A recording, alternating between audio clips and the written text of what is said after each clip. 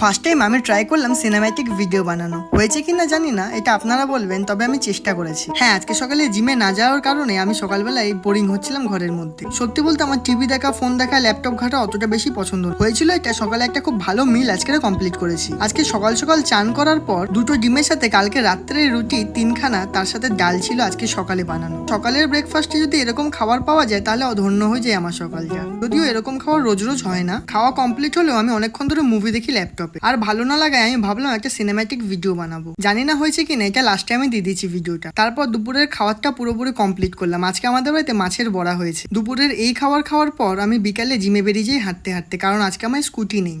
সত্যি বলতে হাঁটতে হাঁটতে জিমে যাওয়ার এক্সপিরিয়েন্সটা খুব একটা খারাপ ছিল না। যদিও আমি সকালে যাই, আজকে বিকেলে গিয়ে অনুভূতিটা খুব একটা খারাপ হয়নি। জিমে গিয়ে ট্রেডমিলে হাঁটার পরে আমি আমার লেগ ওয়ার্কআউট চালু করি। সব শেষে রাত্রেবেলা 10টা নাগাদ আমি গান শুনতে শুনতে বাড়ির দিকে রওনা দিই। ঘরে এসে আগেই তিনখানা ডিম সেদ্ধ বসিয়ে দিই, কারণ আমাদের ঘরে আজকে মাছ ভাত রান্না হয়েছে।